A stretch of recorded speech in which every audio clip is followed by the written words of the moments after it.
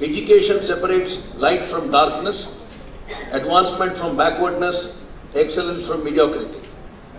If one investment can truly define a subtle linkage to future progress, it is education and only education. Countries built on the strength of education and knowledge have achieved development over longer periods of time. If India has to be one of the front-ranking nations in the world, the way ahead is only through a robust education system. Friends, I have come into contact with thousands of questions, concerns, mistakes and crossroads that emerge in people's personal and professional lives. I have noticed that the worst missteps, the ones that make us feel deep pain, anguish, regret, sorrow and remorse, are mistakes reflecting what people have chosen to compromise on to be successful. These compromises don't feel like choices at the time, but they are, and they lead to common crises and challenges that are disastrous for the individual. I would like to draw your attention on certain things you would never compromise and you should never compromise while building your career. I view standards of integrity as core principles and values that guide our behavior. Integrity is a choice, it can't be forced. But one who has strong and well-defined standards of integrity goes a long way in life. I take the example from my own life.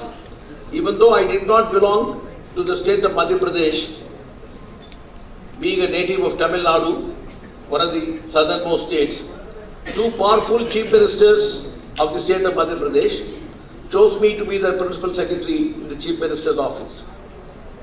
Even though the CMs themselves were not best known for their probity, they chose me to be the principal secretary because of my personal integrity.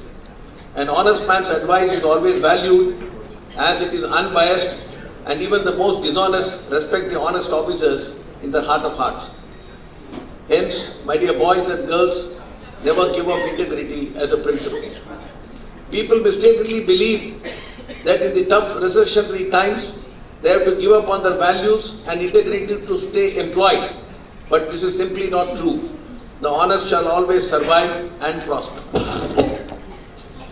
Taking another example, the Bhopal gas tragedy in 1984, a catastrophe that had no parallel in the world's industrial history, where more than 10,000 people died and more than 5 lakh people were permanently disabled.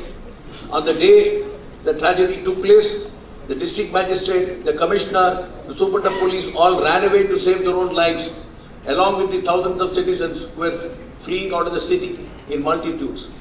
At that point of time, I volunteered along with a few other officers and the DIG of police, and we were the only few who had not run away, to dispose of and cremate the thousands of dead bodies and bury the dead cattle using bulldozers by dumping salt and gypsum deep under the earth. After the tragedy, when I was transferred to Delhi, I was pleasantly surprised when the surviving relatives of the dead all came to the Bhopal railway station to see me off, uninvited. And then there were over 10,000 people at the railway station to see me off, an ordinary mortal like me. Please remember, selfless service always is reciprocated by gratitude, which lasts forever. Thirdly, it is always best to remain calm and unruffled in any stressful situation. I have seen incidents when the clock is ticking, everyone's counting on you, which wire you should cut, while most of us never have to deal with the life or death dilemmas of a bomb squad. Everyday situations such as job interviews, meetings, targets and family emergencies can be every bit as stressful as the ones I have described. If you are not accustomed to dealing with them, learning how to remain calm in times of stress will not only have immediate smoothing effects, it can also over time help you lead a healthier, happier and better life. For example, when I was secretary, I had to tackle a situation of a plane hijacking by terrorists along with a few other secretaries.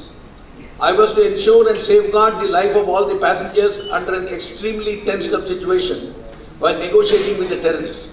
While negotiating with the terrorists, any single provocation or mishandling could have cost us unimaginable loss of life and we would all be answerable to the public. During my negotiations with terrorists, I realized that staying calm and unruffled is the best way to tackle a tense problem. A convocation is a red letter event for any academic institution. It holds great significance and underlines a genuine milestone in the life of its students, their family members and teachers.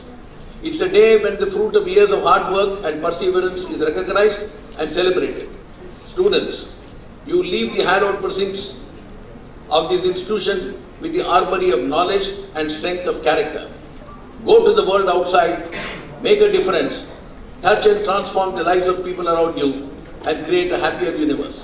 Let me conclude by saying, continue your studies throughout your life. It doesn't end with degrees. Be just and fear none. Fear only to do that which is ill and ignoble. Stand up for the right. Love to serve your fellow men. Love to serve your motherland. Promote public well-being and weal. Do well wherever you get a chance for it. Love to give whatever you can spare. I trust that all of you will work diligently in future and contribute meaningfully towards nation building. I urge each one of you graduating today to always remember that your mission in life should be to wipe every tear from every eye of society, as exhorted by the father of our nation, Mahatma Gandhi. I thank Mr. K.K. Modi ji, Mrs. Veena Modi ji and Charu Modi for giving me the opportunity and pleasure to be present here amongst all of you. Thank you very much.